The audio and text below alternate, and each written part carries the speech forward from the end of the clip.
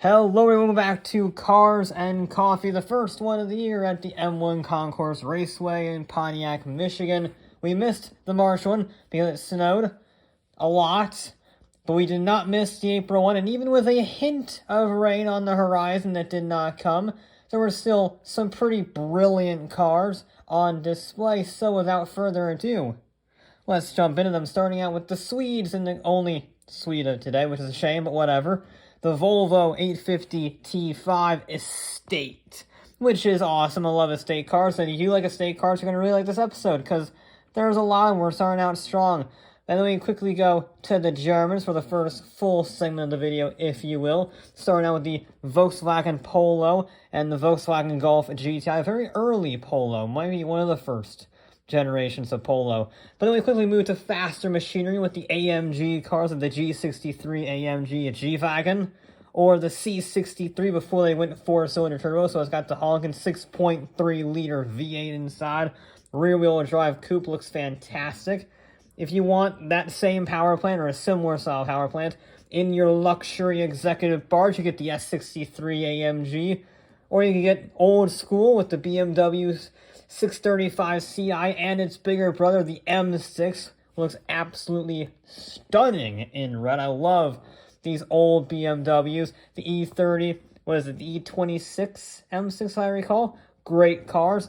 I also love the Euro spec BMW M3 sedan. Looks fantastic. So sticking with the M3 sedans with the F80, one of the last good-looking BMWs, if to be honest, as the M4 competition obviously shows. Yikes. But it is much faster, so I won't give it credit where it's due. This is no contest. The BMW 335 estate car looks stunning. I actually think it looks better than the RS6 Avant, to be honest, because this is modified, so it's a slight wide body, I think, and it's got ridiculous gold rims, and it's very slammed, and I don't know, just doesn't really do it for me, but I would imagine it's very quick, provided they didn't put other money into visuals. But either way, we finished off the Audi R8 and the Porsche 944 and the Porsche 911 Turbo, absolute supercar rocket ship, the Turbo S, that is. This is more of a track day car, the 911 GT2 RS, and one of my favorite cars in show. It looks like a normal 911, however, it is the GT3 Touring, the new GT3, the 992. With the active aero instead of the fixed wing. I don't know why you would have active aero when the whole point of a GT3 is to have the crazy aero and everything. But you know, it's nice seeing a different car, and I love the electric blue, and I always will, so I can't complain too much.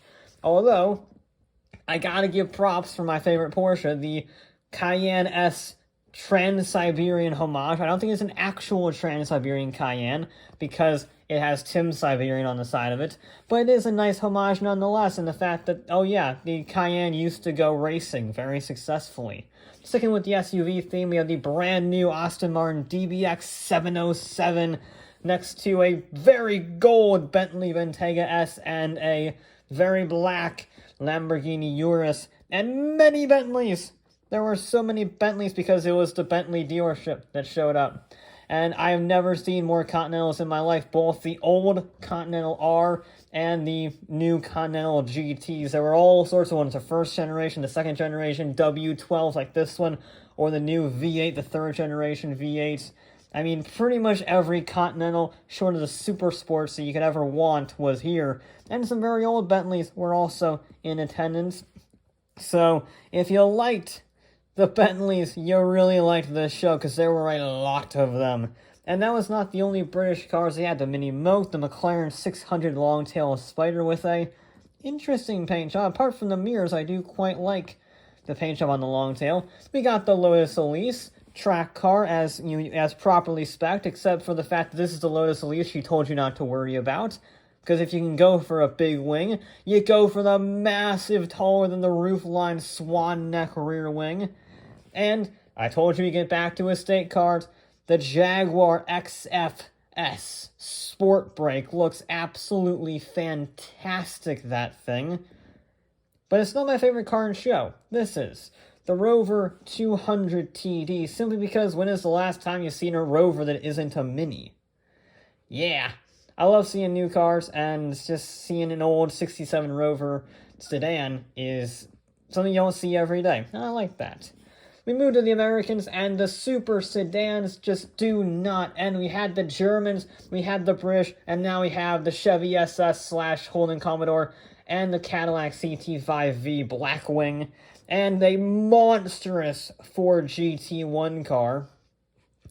Yeah, look at that wing, it's ridiculous. They finally finished it, so this has 1100 horsepower, the full carbon fiber body. We've seen it a few times, but never in the finished paint job, and it looks really good, I gotta say.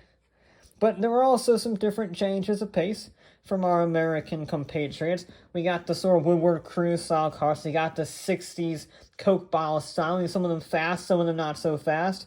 I do like me a Dodge Dart Swinger with the two hood scoops that were functional. Again, other end of the spectrum, I think original Myers-Benz, it certainly looks original, has all the original components, whether it's a bloody good replica or the real deal. And as usual, we finish off with the Japanese, starting out with the hatchbacks. So we have the Hyundai Veloster, and we have a racing spec Civic with a full-on removable steering wheel. We have pretty much a racing spec Civic in the form of the previous gen super aggressive looking Type R. I actually prefer that Type R to the new one, but whatever. And we have a new car on the block, the Toyota GR Corolla, a car that I absolutely adore, one of my favorites of the show, because it looks like a normal Corolla to everyone else, but if you know, you know, and I love that element. It's almost like a sleeper car with all-wheel drive, turbocharged 3-cylinder, almost 300 horsepower. Beautiful machine. We got some executive sedans, right-hand drive from Japan, mainly some Nissan Glorias and Cedrics. I don't know how you pronounce it. There's a Japanese executive sedans, essentially, and a Toyota Royal Crown, just for good measure. But it wasn't just luxury barges from the east. No, we have some sporty ones too. Acura TLX Type S and the Nissan R32 Skyline GS or GT with the RB20 in it. Not the full RB26. I don't think they put that into the R32 GT. But still nice seeing a 4-door R32. Those are very rare here in the States. And we have some other JDM memorabilia. The Mitsubishi 3000 GT. Probably the least JDM of the bunch, if I'm being honest. But it's nice seeing that. A slightly modified Honda NSX. I think it's modified based on the wheels and the rear wing. But maybe it's just a refresh version. And some other proper JDM cars, if you will, like the AutoZam AZ1. Always good to see those beautiful gull-wing doors, because who can go wrong with a tiny little K car supercar, if you can call it a supercar. And also, drift cars were aplenty. We had the Nismo version of the 370Z. We have the Silvia S14 and the Silvia S15 with a very modified body kit. I don't know how they got it on the road, but whatever. And we finish off with the Toyotas, the MR2, not quite as rare or as well maintained as the, Supra Mark IV Turbo. One of them is significantly different than the other, but there you go. That was the first show of the year, and it did not disappoint. I loved the Rover, I loved the Myers-Benz and the GR Corolla. They're all fantastic machines, and this was with rain on the horizon, so who knows what we're going to see next month.